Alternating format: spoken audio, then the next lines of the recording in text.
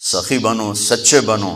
اللہ کو بخیل سے محبت نہیں ہے اور سخی سے تعلق توڑتا نہیں اور بخیل سے جوڑتا نہیں.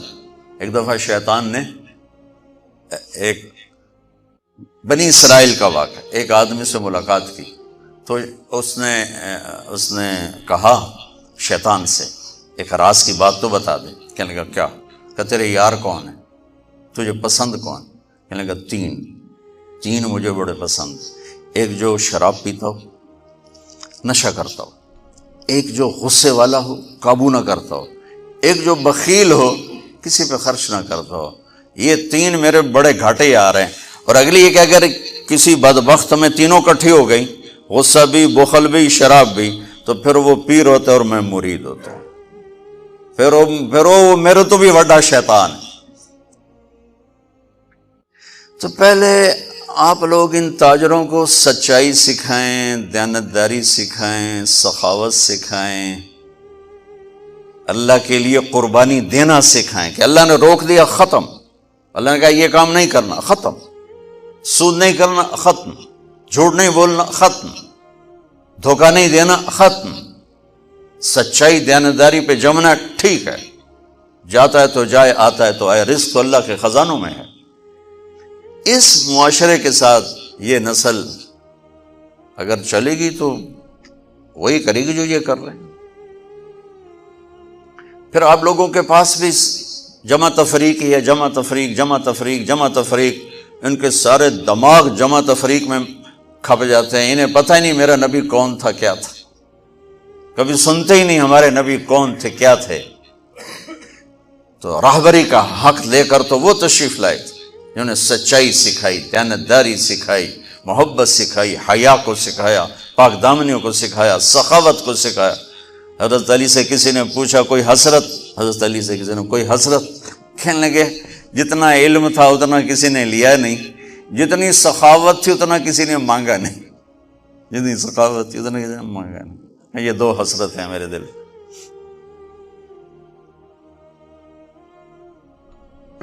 تو اللہ کو سخی پسند ہے، مال خرچ کرنے والا پسند ہے، مالدار ہو. اچھا ایک ہوتا ہے بخیل. اللہ کہتا ہے بخیل جہنم کے قریب، اللہ سے دور، لوگوں سے دور، جنت سے دور. سخی اللہ کے قریب، جنت کے قریب، لوگوں کے قریب، جہنم سے دور، اللہ کا پیار. جب بنی اسرائیل نے بچھڑے کی پوجا کی تو اللہ نے کہا سب کو قتل کرو، سارے. جب سامری پکڑا گیا جس نے شروع کروائی تو موسیٰ، تو اللہ تعالیٰ نے سفارش کی موسیٰ سامری کو چھوڑ دے. کہا یا اللہ سامری کو چھوڑ دوں؟ اسی نے تو بچھڑا بنایا، اسی نے تو یہ شرک کروایا، تو کہتا سامری کو چھوڑ دوں؟ تو پتہ ہے اللہ نے کہا موسیٰ یہ کمبخت سخی ہے اور سخی کو قتل کرنا مجھے اچھا نہیں لگتا، میں نے آپ ہی مار دے گا، تو اس کو چھوڑ دے. اس کا کفر تھا، نفاق تھا، لیکن سخاوت اس کو قتل سے بچا گئی. تو مالدار اس اللہ نے زکوٰۃ ادنا درجہ ہے، زکوٰۃ ادنا درجہ ہے سخاوت کا. زکوٰۃ دینے سے آدمی بخیلوں سے نکل آتا ہے اور سخیوں میں داخل نہیں ہوتا، بین بیچ میں آ کے کھڑا ہو جاتا ہے. اس پر بخیل کا لیبل بھی نہیں اور اس پر سخی کا لیبل بھی نہیں، درمیان میں آ جاتا ہے.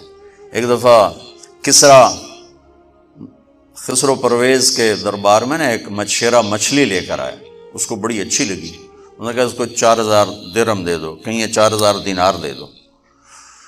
تو جب وہ اس کو دیے تو اس کی بیوی شیری نے اس کے کان میں کہا اتنی بڑی دولت تو نے مچھلی پر دے دی، تو خزانہ خالی ہو جائے گا، یہ مچھلی واپس کرو اور پیسے اس سے لو. تو خسرو پرویز نے کہا میں اتنا بڑا بادشاہ ہوں، مجھے شرم آتی میں اس سے پیسے واپس لوں، میں نہیں لیتا. وہ کہنے لگی میں تمہیں طریقہ بتاتی ہوں، تم اس کو بلا کے پوچھو یہ مچھلی نر ہے یا مادہ. وہ کہے گا نر ہے تو تم کہنا ہمیں مادہ چاہیے تھی، واپس لو ہمارے پیسے. وہ کہے گا یہ مادہ، تم کہنا ہمیں نر چاہیے تھا، پیسے واپس. ٹھیک، انہوں کو بلایا، ہاں بھائی یہ مچھلی نر ہے یا مادہ؟ کہ حضور خسرا نہ نر ہے نہ مادہ ہے، اس کو 4000 اور دے دو، بیچ کی چیز۔ میں نے کہا نا زکوٰۃ دینے والا سخی نہیں ہوتا، سمجھ رہے ہو؟ زکوٰۃ دینے والا بخیل بھی نہیں ہوتا، سخی بھی نہیں ہوتا، بخیلوں سے نکل جاتا ہے، سخیوں میں انٹر نہیں ہوتا۔ 2.5 روپے پر 1 پیسہ بھی زیادہ کر دے تو سخیوں میں نام آ جائے گا، سخیوں میں نام آ جائے گا۔ پھر سخاوت کی حد کوئی نہیں ہے۔ انہوں نے کہا حضور یہ تو بیچ کی چیز ہے، خسرا ہے۔ اس نے کہا 4000 اور دے دو۔ تو شیریں کو تو بڑا غصہ چڑھ گیا، 8000 اس کی تو 7 پشتوں کو کافی تھا۔ تو 1 دینار گر گیا تو اس نے وہ اٹھا لیا۔ تو اس کی بیگم نے کہا دیکھا یہ کم وقت کتنا لالچی ہے، تم نے اس کو اتنا دیا، اس کی 7 پشتوں کو کافی، 1 دینار گرا وہ بھی اٹھا لیا، کہ اس کے واپس لو، نہ قدر ہے۔ انہوں نے کہا آ جا، اور تجھے میں نے اتنا دے دیا، 1 دینار گر گیا تھا تو کیوں اٹھایا؟ کہا حضور اس پہ آپ کے نام کی مہر تھی، کسی کا پاؤں پڑ جاتا تو بے ادبی ہوتی، میں نے اس لیے اٹھایا لیا۔ انہوں نے کہا 4000 اور دے دو۔ تو بچوں ان تاجروں سے کہتا ہوں سخاوت سیکھو، پہلے یہ سچائی سیکھیں، پہلے یہ دیانتداری سیکھیں، پہلے یہ اللہ کو رب مان کر اپنی بنیادوں کو، اپنی تجارتوں سے سود نکالیں، جھوٹ نکالیں، 2 رجسٹر نکالیں، دیانتداری پر چلیں۔ اللہ کی قسم زمین آسمان کے دروازے اللہ تعالیٰ کھول دے گا، اور غریبوں پر خرچ کریں کہ اللہ تعالیٰ کو پسند ہے۔ اللہ چاہتا تو سب کو مالدار بنا دیتا، لیکن بعض کو بعض کا حاجت مند بنایا کہ اللہ کو دینا پسند ہے، اللہ پاک کو محبوب ہے سخاوت۔ ایک صحابی آئے، یا رسول اللہ ضرورت مندوں کو میری مدد فرمائیں۔ تو آپ نے فرمایا ابھی تو میرے پاس ہے نہیں۔ اس نے کہا تو میں لے لیتا ہوں کسی سے، پھر آپ میری جگہ بھر دینا۔ آپ نے کہا ہاں ٹھیک۔ تو حضرت عمر پیچھے سے بولے یا رسول اللہ یہ کیا بات ہوئی، آپ کے پاس ہے آپ خرچ کریں، آپ کے پاس ہے نہیں اور آپ اس طرح لوگ آپ کے نام پہ قرضے اٹھائیں پھر آپ دیتے پھریں، یہ نہیں کرنا چاہیے۔ تو پیچھے سے ایک اور صحابی تھے عبداللہ بن حذیفہ، ان کا یا رسول اللہ انفق ولا تخش من ذی العرش خلالا، یا رسول اللہ خرچ کریں اور عرش والے سے تنگی کا ڈر نہ کریں۔ تو آپ مسکرائے، آپ نے کہا مجھے اللہ نے اسی بات کا حکم دیا ہے کہ میں خرچ کروں اور عرش والے سے تنگی کا ڈر نہ کروں۔ بہرحال بچوں سچ سیکھو، یہ تمہاری، میں درد سے کہتا ہوں کہ ہمارے تعلیمی ادارے نہیں ہیں، کاروباری ادارے ہیں۔ یہ بچوں کو علم نہیں دے رہے، اور تم بھی کوئی طلبہ نہیں ہو، تم بھی ڈگری والے ہو، تمہیں ڈگری چاہیے یا نوکری چاہیے، میں تجھے انگوٹھے چھاپ ہو۔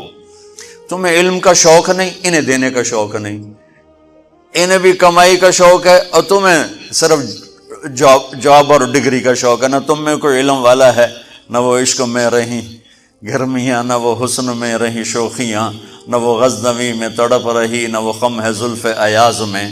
دینے والوں کو دینے کا شوق نہیں، لینے والوں کو لینے کا شوق نہیں۔ علم تو مر مٹ گیا ہے، وہی قوم سر اٹھا کے زندہ رہے گی جن کا علم اپنا ہوگا۔ تمہارا علم تو باہر سے آتا ہے۔ آج تک ڈاکٹر کہتے رہے مکھن نہ کھاؤ، ملائی نہ کھاؤ، گھیو نہ کھاؤ، دل بند ہو جائے گا، کولیسٹرول بڑھ جائے۔ اب میرا بھائی دل کا ڈاکٹر ہے، اب کہتا ہے کھاؤ، میں کہوں کہ امریکہ کی رپورٹ آ گئی،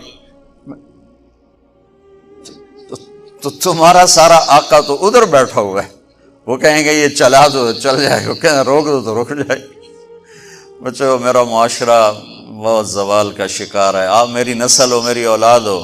میں بہت تھکا ہوا تھا، مجھے نعیم بھائی نے رات کہا، میں نے کہا ایک تو تیری مجھے بہت ہے عزت احترام کہ میں انکار نہیں کر سکتا، دوسرا یہ میرے اپنی اولاد ہے، اللہ کرے کوئی ایک بھی سچ بولنے والا ہو گیا اور کوئی ایک بھی دیانتداری والا ہو گیا تو چلو میری آخرت، میری قبر ٹھنڈی کرنے کا سبب بن جائے گا۔